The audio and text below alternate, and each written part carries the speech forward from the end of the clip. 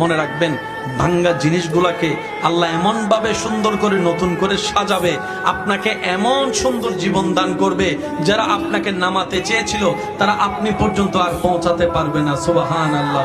যারা আপনাকে টেনে ধরে নামাতে চেয়েছে তারা অনেক পিছনে পড়ে থাকবে, আপনি রবের রহমত নিয়ে অনেক দূরে এগিয়ে থাকবেন। মনে রাখবেন, শুধু একটু সয়ে যাবেন, একটু ধৈর্য ধরে থাকবেন, একটু সহ্য করে চুপ করে থাকবেন। যত সইবেন তত পাইবেন, যত সইবেন তত পাইবেন। কোনো আফসোস নাই, কোনো আপত্তি নাই, কোনো হা হুতাশ নাই। রবকে শুধু এতটুকু বলবেন, যখনই মন খারাপ হবে সিজদায় মাথাটা ঝুঁকিয়ে, ইয়া রব, আমি যা পেয়েছি কোনো কিছু পাওয়ার যোগ্যতা আমার কাছেই নেই, সব তুমি দয়া করে দান করেছো, সব তুমি দয়া করে দান করেছো। একটা জিনিস পাওয়ার যোগ্যতা আমার নাই, এই চোখ পাওয়ার মতো যোগ্যতা আমার কাছে নেই, এই কান শোনার মতো কান আমার কাছে নেই। আল্লাহ, কোনো কিছুরই পাওয়ার যোগ্যতা নাই, তুমি দয়া করে দেখার জন্য দুইটা চোখ দিয়েছো, তোমার দরবারে শুকরিয়া। সুবহান।